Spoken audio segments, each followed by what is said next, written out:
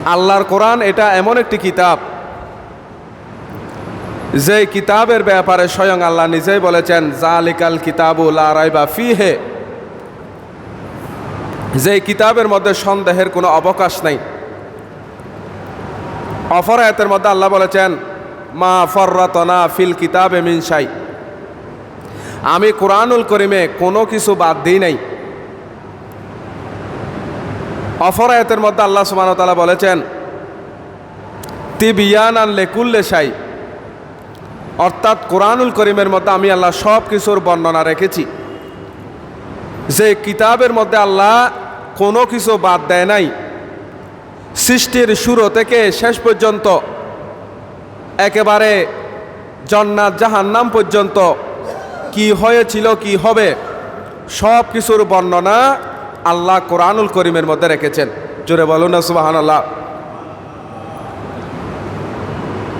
যে কিতাবের মধ্যে আল্লাহ কোনো কিছু বাদ দেয় নাই, যে কিতাবের মধ্যে সন্দেহের কোনো অবকাশ নাই, ওই কিতাবটা শিক্ষা দিয়েছেন সৈয়দুল মুরসালিন রহমতুল লিল আলামিন খাতামুন নবিয়্যিন রসুল পাক সাহেবুল উলাক সৈয়দ আফলাক সাহেব আলম নশরা আল্লাহর মাহবুব দানাই গুয়ুব রসুল মকবুর রফুর রহিম সাল্লাল্লাহু আলাইহি সাল্লামাকে।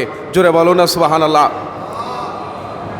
তাহলে কোরআনুল কারীমে যদি আল্লাহ কোনো কিছুর এলম বাদ না দেয়, তাহলে সেই কোরআন আল্লাহ যদি রসুল পাক সাল্লাল্লাহু আলাইহি ইসলামকে শিক্ষা দেয়, তাহলে রসুল পাকের কাছ থেকেও কোনো এলম বাদ পড়বে না। কোরআনের মধ্যে সমস্ত এলম আছে, জাহেরি বাতেনি শুরু শেষ সমস্ত এলম কোরআনের মধ্যে যদি থাকে, ওই কোরআন যদি আল্লাহ রসুলকে শিক্ষা দেয়, তাহলে রসুল পাকের কাছ থেকে কোনো এলম বাদ পড়তে পারে না। রসুল পাক সাল্লাল্লাহু আলাইহি ইসলাম গায়েবের সংবাদ জানে কিনা, রসুল পাকের কাছে অদৃশ্য জ্ঞান আছে কিনা, এটা প্রশ্ন করার অধিকার কাউকে আল্লাহ সুবহানাহু ওয়া তাআলা দেয় নাই। কারণ যিনি নবী হবেন সে অবশ্যই অদৃশ্যের সংবাদ জানতে হবে। গায়েবের সংবাদ যিনি জানে না, তিনি কখনো নবী হতে পারে না।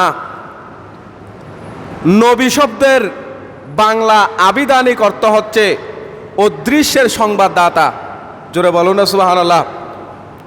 অদৃশ্যের সংবাদ যিনি দিতে পারে তিনি নবী হয়। বিভিন্ন কোরআন শরীফের অনুবাদ আপনারা দেখবেন, ওখানে অনুবাদ করতে গিয়ে অনুবাদ করেছেন ইয়া আইয়ুহান নবিয়্যু, এটার অনুবাদ করেছে হে নবী, অনুবাদ করেছেন হে নবী। অনেক অনুবাদ আছে যেখানে নবীকে গোমরা বলা হয়েছে। জোরে বলো না নাউজুবিল্লাহ। রসুল পাক সাল্লাল্লাহু আলাইহি ইসলাম এক সময়ে গোমরা অবস্থায় ছিলেন, এই কথা লিখেছেন। এইরকমও অনেক কোরআন শরীফের অনুবাদ আমাদের সামনে আছে। এজন্য আহলে সুন্নাত ওয়াল জামাতের মতাদর্শী যে কোরআন শরীফের অনুবাদ আছে, সেই অনুবাদ পড়তে হবে।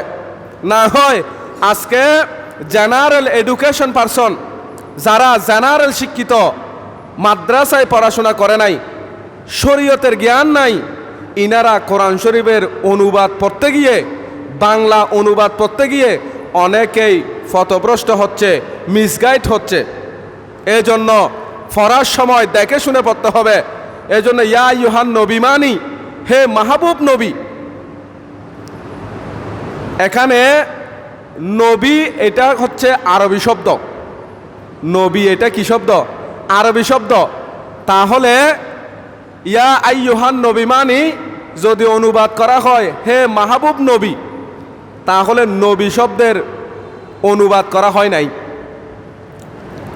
ইয়া আইয়ুহান নবী মানি হে মাহবুব নবী, তো নবী শব্দটা আরবি না, তো সেটার অনুবাদ কি হবে? দুঃখজনক হলো সত্য, বাংলাদেশের অধিকাংশ অনুবাদের মধ্যে দেখা যাচ্ছে ইয়া আইয়ুহান নবী মানি হে নবী, অথচ নবী শব্দ এটার বাংলা অনুবাদ করে না। কারণ কি? কারণ নবী মানি অদৃশ্যের সংবাদদাতা, গায়েবের সংবাদদাতা। ইয়া আইয়ুহান নবী তার অনুবাদ বাংলা অনুবাদ করলে বিশুদ্ধ অনুবাদ হবে হে অদৃশ্যের সংবাদদাতা।